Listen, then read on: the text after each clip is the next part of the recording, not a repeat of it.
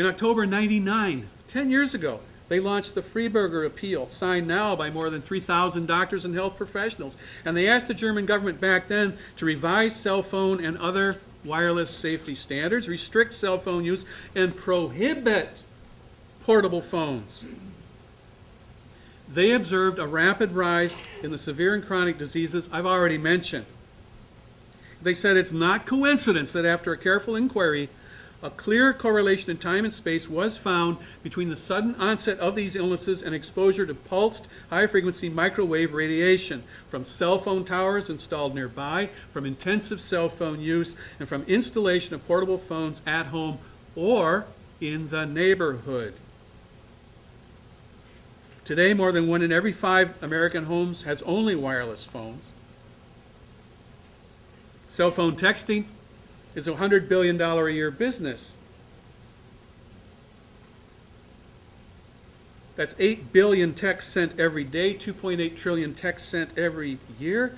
That's 92,000 text messages being sent every second as I'm speaking. Do you really think that most of these messages are vital? Do you think they're worth the risk? How did we ever live without texting? How are we ever going to live with it?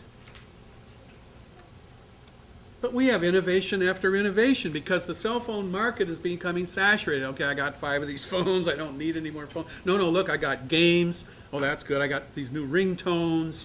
I got streaming video. We can send pictures. And the cell phone makers are panicked, and they keep coming up with what they call permanent innovations.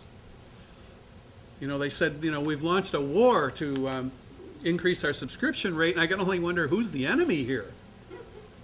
Oh yeah, and pornography, very big in Europe, perhaps coming here soon. Hardcore porn available to anyone of any age with a cell phone. Guess what that will do to societies? You say, well, I don't want anything to do with this stuff. I don't want anything to do with it.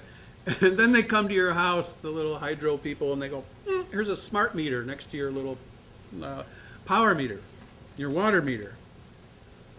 Okay, it won't hurt you. Oh yeah, it emits for over 2 miles. It transmits high frequency directly into the wiring in your own home.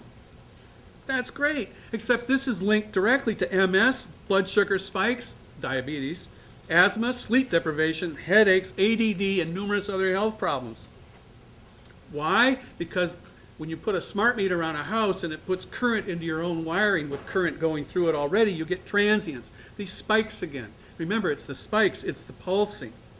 And they induce currents in our own bodies. They're worse than the 60 hertz signals in our own electrical wiring that have shown to be detrimental, especially if your house is not grounded properly, and most homes are not. By the way, that's pretty easy to fix by someone who knows what they're doing. We don't need to do this. It's just a money-making deal here because we've got meters are available that download periodically over phone lines or dedicated communication lines. Or the meter reader can buy with a little RFID meter and just stand in your yard and read the meter. Oh, wait a minute, what about those RFID chips? Oh, everybody's going to have these little RFID chips. We've got federal workers now in the U.S. I don't know about Canada. They must carry these biometric ID cards using radio frequencies to communicate with central tracking computers. Prisoners, we know, have bracelets. They're tracked. The House of Representatives wants to put RFID chips with tags. I don't know if they're going to wear the bracelet or inject it. They didn't say, but 13,500 House members and staff will be RFID. We mentioned the infants in the hospital and their mothers.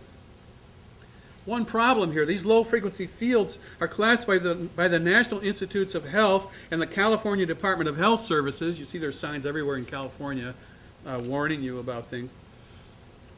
These fields are classified as probable human carcinogens. Oh man, so finally, it's not just the technology that's becoming saturated, the frequencies are becoming so fractured and saturated. The companies have to keep boosting the frequencies and boosting the power levels because people's signals drop out and they get mad and call up the company.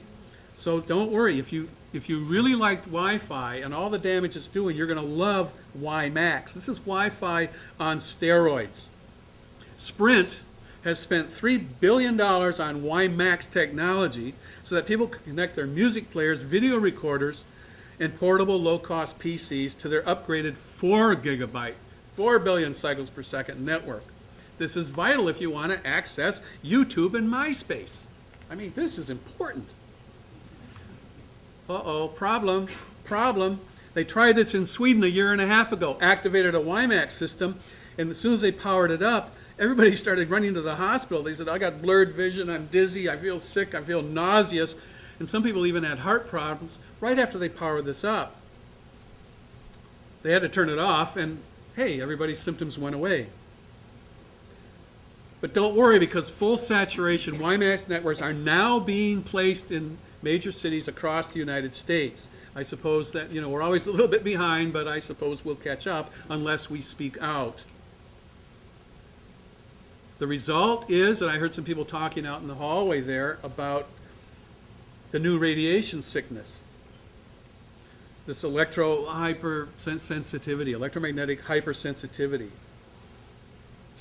We talked about the headaches, dizziness, exhaustion, irritability, irregular heartbeat, high blood pressure, skin rashes, sleep problems. Can't get to sleep, can't stay awake during the day, and all the other diseases.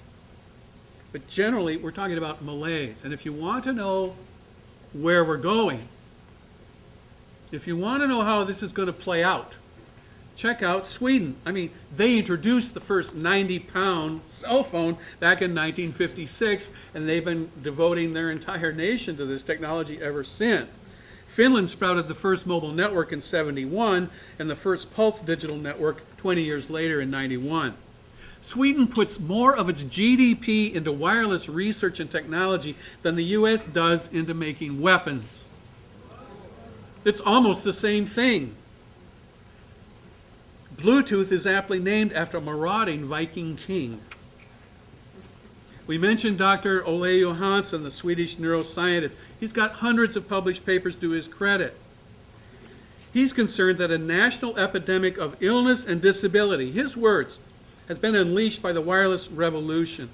How does he know? Long periods of sick leave, attempted suicides, and industrial accidents all spiked simultaneously with the introduction of mobile phone radiation.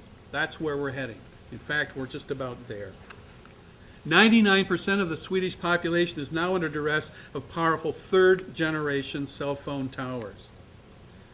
Dr. Johansson reports that people are plagued with sleep disorders, chronic fatigue that does not respond to rest, difficulties with cognitive function, and serious blood problems. Recurrent headaches and migraines are a substantial public health problem. And as I mentioned, they also indicate biological changes taking place in the brain. What about Canada? Oh, hey, 1 in 10 Canadians say, I'd rather give up my mother-in-law than my cell phone.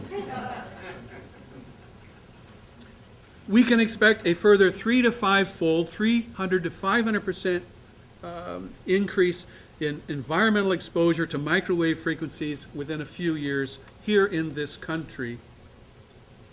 I have to say, I'm working on a book called Zombie Nation, wondering why people are turning literally into zombies. And I suspect, only a nation of addicts and zombies wonders how many double-strand breaks, childhood leukemia and brain cancers, miscarriages, car crashes, cataracts, hearing losses, brain-damaged children, and early senility outbreaks, and permanently damaged fetuses are safe. How many is safe? Because each one of us is uniquely susceptible to radiation. There is no known safe level of nuclear or other radiation. The demonstrated effects of wireless radiation on human cells are no different than constant exposure to nuclear radiation.